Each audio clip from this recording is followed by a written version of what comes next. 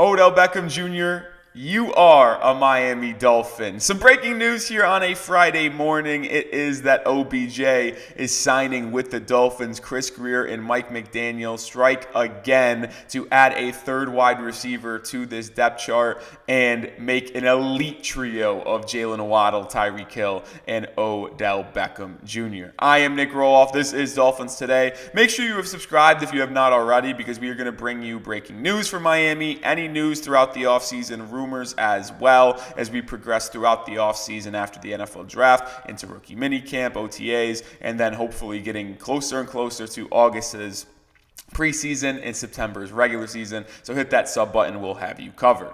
But this was not a surprise if you ask me, because, well, the Dolphins and OBJ have been linked for some time now. But what is a surprise for me is how cheap it actually is for the Dolphins. It is a one-year deal worth up to $8.25 million. That does not mean it is $8.25 million guaranteed. It means he has incentives to get him up to that money, which if he hits his incentives to get to the full 1 year $8.25 mil, well, you're probably okay with it because, well, it means he did what he wanted to do and he did what you wanted him to do. But the part that was fascinating to me, and this was coming from Tom Pelissero, was that he got more money offered to him from other teams, but he wanted to be in Miami because he thought it was his best fit, and the Dolphins finally came up on the money, and it was a perfect marriage. It also just fires me up that OBJ wanted to join Hill, Waddle, Tua in this Miami offense, That's just awesome to see, that you have a player that signs with you that just truly wanted to be with you, because let's be honest here, it's not always the case where a player has as their number one guy the Miami Dolphins. It could be just they offered more money or there was nobody else out there actually offering anything. But to know that the Dolphins did not have the best deal for OBJ, but they still got him because he wanted to join what Chris Grier and Mike McDaniel are building in this offense and in this locker room, just fires me the hell up, and it creates a nasty, nasty wide receiver trio of Tyreek Hill, Jaylen Waddle, and Odell Beckham Jr. I don't know what this means for Malik Washington or Braxton Berrios or Eazy-E, but it does tell me that River Craycraft might be on the outs. But that's a different story for a different day. Grade the OBJ signing for me, though. A, B, C, D, or F. How pumped are you? What would you give it if you were a teacher for Chris Grier and Mike McDaniel signing the veteran wide receiver who is 31 years old? I'm going to go with a B+. I don't think I'm going to go in the full A's. I do love the value that the Dolphins got for Odell Beckham Jr., and I love the fact that he is going to come in here and compete and create one of the best trios, if not the best wide receiver trio in the NFL. The only thing that I'm a little reserved on and why it doesn't reach an A for me, and don't get it twisted, a B+ grade is fantastic. I'm just still concerned with some of the other holes on the roster. Now, I'm not saying that the Miami Dolphins can't sign anyone else, because they do have Xavier Howard's $18 million coming off the books post-June 1st in a month or so they'll have over $20 million in cap space. Obviously, OBJ is going to change that. We'll have to see what the exact cap numbers change once the full value and full details of the deal come in. But there's still a hole at right guard, and I'd still like to see if the Dolphins want to add an interior defensive lineman. So that's the only reason why I grade this a B+. And those two topics are topics for a different video, but we're going to keep it on OBJ here because 5'11" wide receiver, and I know a lot of concern from the fan base is that there is no size in this wide receiver room for Miami, especially after the Malik Washington pick in the 6th round, because he's only a 5'8" slot guy, and Waddle and Hill aren't the two biggest wide receivers of all time. But I do love the fact that I know he's not 6 foot, but this is a big body wide receiver that can go up and make contested catches. We all know OBJ has some of the best hands in the NFL, and when he was at his prime, he could just really beat you in any different ways with his slick route running over the middle of the field, his yards after the catch, his speed boost, his ability to go up and high point the football. So I'm not going to say say he's going to come in and be that elite wide receiver, but he is going to be a very good complementary piece to Hill and Jaylen Waddle. Last year for Baltimore, he had 35 catches for 565 yards and 3 touchdowns. I thought that was pretty good.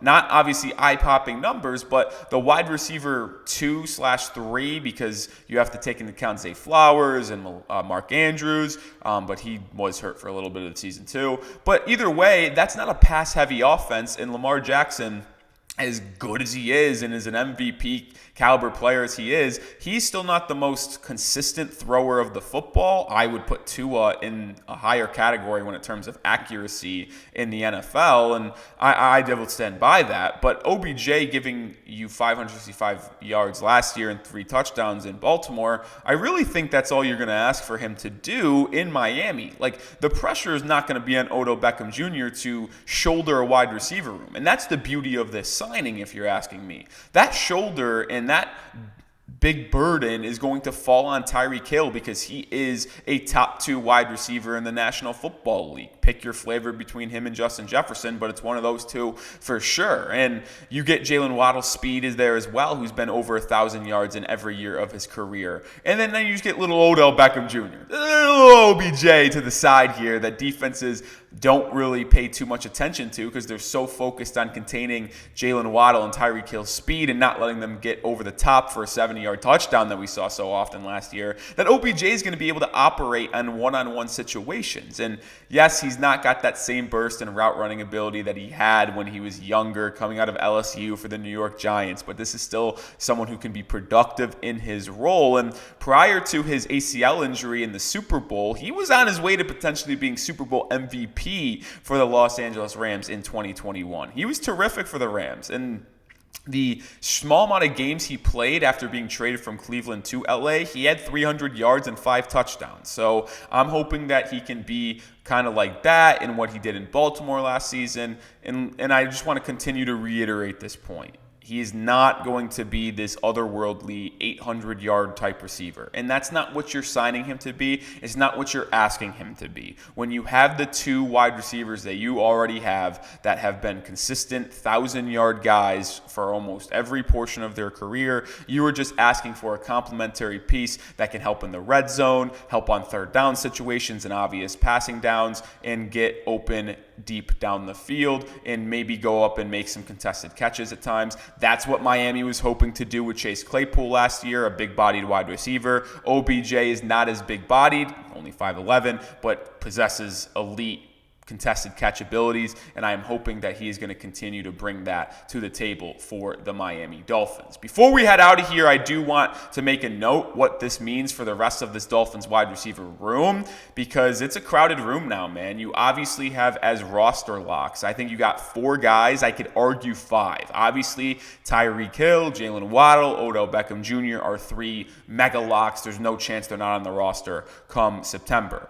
But I also would think Braxton Berrios is a lock, and I think you can pretty much pencil that one in.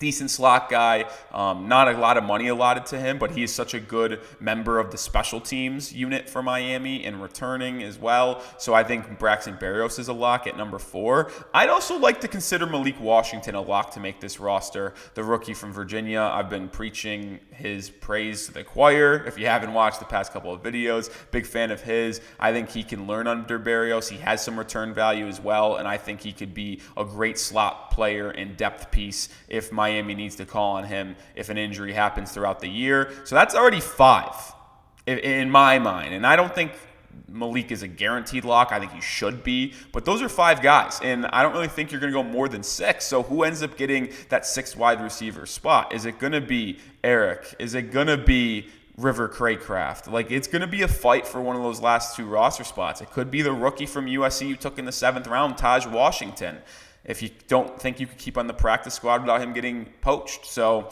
it'll be intriguing to see what Miami and Chris Grier ends up doing. But either way, this is a great home run signing to get Odell Beckham Jr. into this room. And I just could not be more excited to see him work with Tua, Tyreek, and Jaylen. All right, that's going to do it for today's video. Make sure you hit that sub button. Like I said, we'll have you covered with every Miami Dolphins news and rumors. So join the channel and don't miss a thing when it comes to your Fins.